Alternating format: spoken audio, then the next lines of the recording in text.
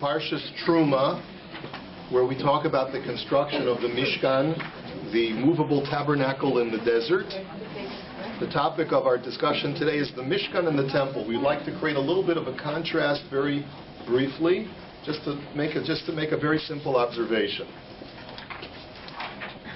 I just want to bring out 2 points that we can find about the Mishkan.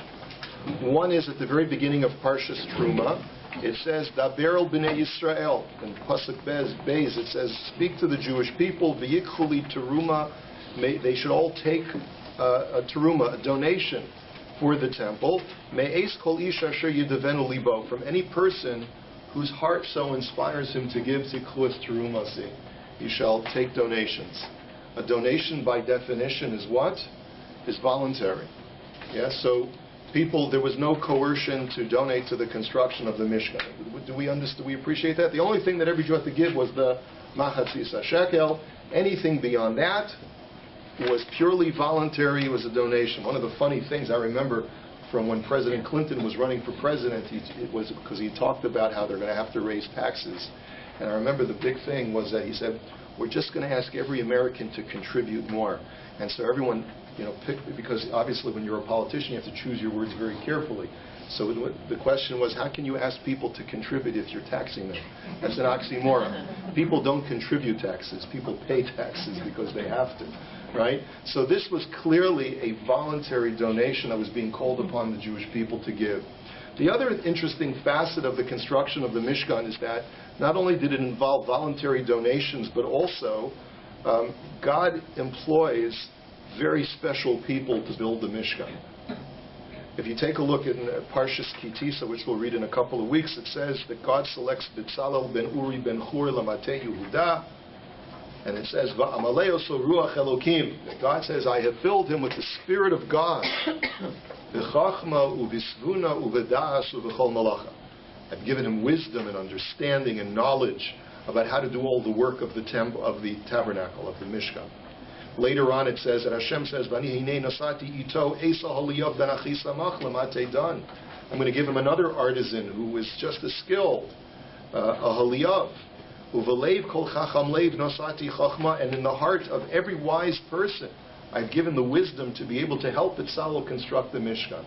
So it seems like the people that were chosen to build the Mishkan were handpicked by HaKadosh Baruch Hu and imbued with a certain special spirit of prophetic ability to know exactly what Hashem wanted in the construction of the Mishkan. This Shabbos we're going to read a Haftorah from Melachim Aleph, which talks about the construction of the first temple, of Solomon's temple, of the Beis HaMikdash of Shlomo HaMelech. And just note a couple of things. Number one, it says that, and I'm just going to jump into where it talks about the two things that I want to sort of bring out that are glaring at us in the text. One is Melachim Aleph Perek Hey, Pasuk Chaf Zayin. And that is, Vaya'al HaMelech Shlomo Mas Mikol Yisrael, Vayhi HaMas Shaloshim Elef Ish. That King Solomon instituted a tax upon the Jewish people, and he taxed the people that they should all be forcibly conscripted to donate and to build the temple. So the first thing that you see over here is that this was not a voluntary, it's not that people came forward and voluntarily donated to the construction of the Beis HaMikdash as they did for the Mishkan. Another thing that's quite curious is that who were the contractors and the builders of the Beis HaMikdash? Well, in Pasuk Chaf Vav it says, "Vashem nasan chacham l'Shlomo kasher diber lo," that Hashem had instilled wisdom within Shlomo. Vayihi shalom ben Chiram melech Shlomo vayichrasu b'rishonehem. And there was peace. There was a treaty that was enacted between Chiram, who was a neighboring kingdom, the king of the neighboring kingdom, and between Shlomo, and they made a covenant with each other. And as a result, it says in Pasuk Lamed Beis, "Vayifsalu bonei Shlomo uvonei Chirom v'hagivlim, v'yachinu ha'itzim v'ha'avonim livnos habayis." You have the builders of Solomon, together with the builders of Hiram and the Givlim, which is another foreign nation, and these people are all working together to manufacture the stones of the Beis HaMikdash. So we now have foreigners doing the work for us. We have non-Jews engaged in the construction of the Beis HaMikdash. Not only do we not have B'Tzalel and Aholiav engaged in the construction of the Beis HaMikdash, but we have people who are not even part of our people who are engaged in the construction. And it seems to be somewhat counter what we would expect of a holy structure like this. Another thing that we should consider, and just to ask as a general question, is that we know that Shlomo was a very wise man. But why does the pasuk in the Nach, and going back to pasuk Chavav, why does it associate his wisdom to the fact that he had a treaty between himself and King Hiram? Why does that require wisdom? You can make a treaty even if you're not a smart king. Not only that, but if you look earlier in the Perek, it already says in pasuk Tes that Hashem had given Chachma to Shlomo, Tvuna harbe ma'od v'rochav leiv k'chol asher al svas hayam, that God had given a wise heart to Shlomo that was as broad as the sands on the beach. So why does it have to repeat it again in pasuk Chavav to say that Hashem had given wisdom to Shlomo, and this was the cause of him making a peace treaty with Hiram? I noticed that Rav Rivlin from Keren B'Yavne has a beautiful sefer on the Haftorahs, and he wants to suggest that there's a distinction between a Mishkan that's built by a nation who don't have a king versus the construction of a temple done by a nation which already has a king. The will of the king represents the will of the people, and therefore as long as the king constructs the temple of his own volition, then it is as if the people have built it of their own volition, even if they're conscripted for that purpose, because the king's will represents the people's will. And that could be one of the ways to sort of explain why there's a distinction between the construction of the temple and the construction of the Mishkan. But I think what we have to ultimately acknowledge is that there is a clear distinction between the generation that left Mitzrayim and built the Mishkan and the generation that constructed the Beis HaMikdash.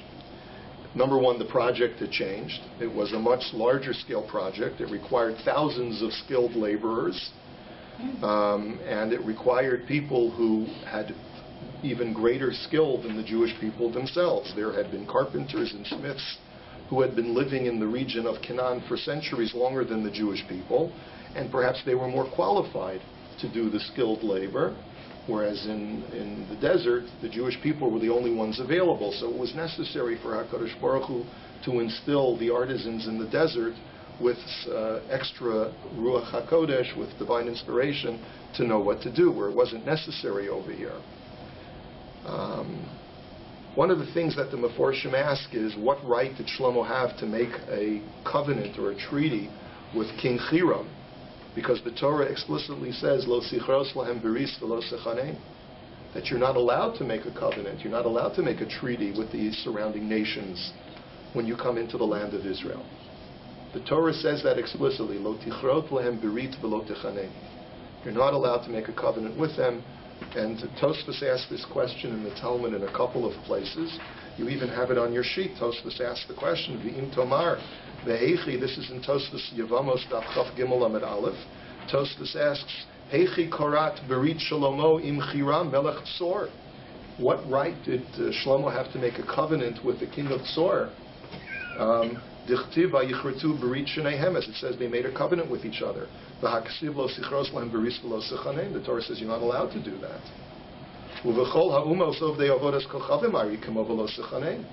And this prohibition of making a treaty with the other nations encompasses all the nations, not just the 7 Canaanite nations. Tosfos gives a number of different answers, and of course this will have wide-reaching ramifications to the way the Israeli government conducts itself even Bisman Hazeh. Because if there's a prohibition of creating treaties and covenants with surrounding nations, what right did we have to make a treaty with Egypt and with Cairo and with Jordan? That seems to be a bit problematic according to what the Torah says. You may not make a treaty with them. So you have to look at Tosfos, and he says, that the only time that there's a prohibition is if the treaty involves the invocation of an idolatry in the course of making the treaty. And another answer he gives is Shema Chiram Melech Tzor Ger Toshav Haya. Another answer could be is that King Chiram was not an idolater, and as a result there was no prohibition. But ordinarily, Tosfos gives another answer. He says, perhaps I was mistaken in my initial thinking that it encompasses all nations. Perhaps it's only prohibited to enter into a treaty with only the 7 Canaanite nations, and not with the other nations that surround the land of Israel. But in any event, it's problematic. So why should the pasuk, instead of saying that, acknowledging at least that there was some problem, instead say that this was a result of King Solomon's great wisdom? I think that there are times in Jewish history when we come to optimal situations and we come to less optimal situations. The utopian Jewish environment of the desert was just that. It was utopian. And to expect the Jewish people to rise to an occasion of where the only way that we're going to be able to build our next temple is through someone imbued with Ruach HaKodesh, David HaMelech knew this, and Shlomo HaMelech knew this, that this was not the time for the world to be able to engage in that kind of project. It was possible for HaKadosh Baruch Hu. There's nothing impossible for Hashem. If Hashem wanted to create 30,000 builders, each one of which was imbued with Chochmas Leiv through Ruach HaKodesh, HaKadosh Baruch Hu could have done that. But the generation was not ready for that kind of miraculous, overt kind of mass Ruach HaKodesh. The generation simply was not prepared for it. And therefore HaKadosh Baruch Hu allowed for the construction of the Beis HaMikdash on a much more natural, non-miraculous way. And there was nothing deemed improper about it. It was not considered to be a bad thing.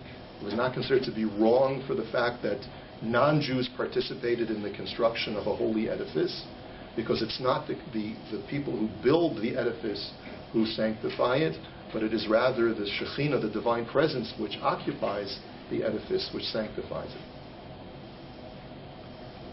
It's very important for us to keep this in mind, because a number of people have argued that the state of Israel today has no inherent sanctity because it was founded by apikorsim, by heathens, by people who don't believe in God.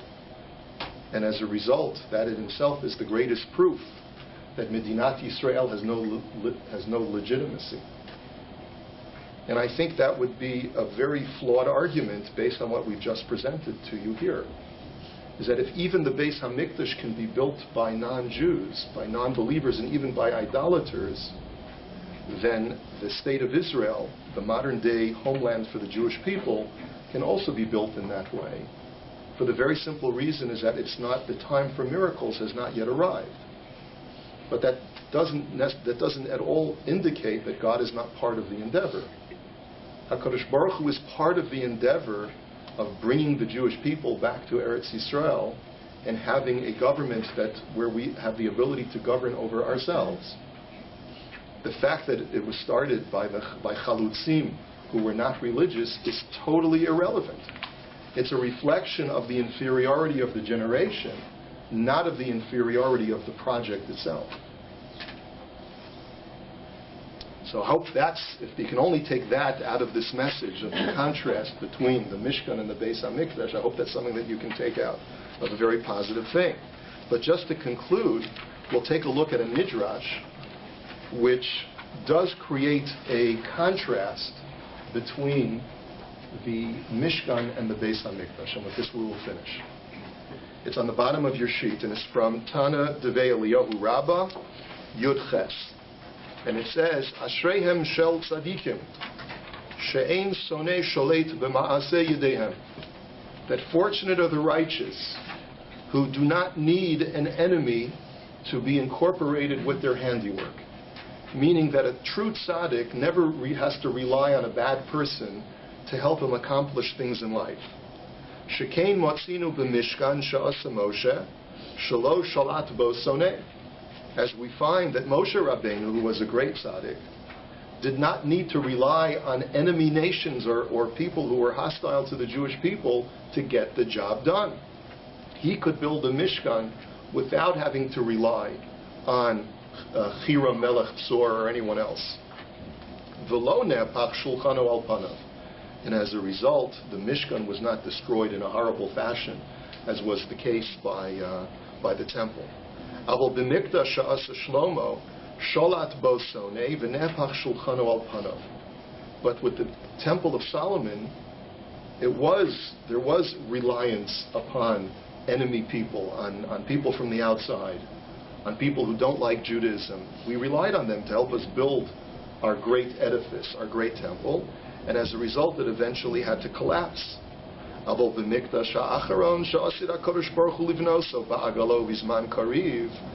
the final temple, the third temple that hopefully will be built very, very speedily in our days, Eino sholet bo sonei la'olam.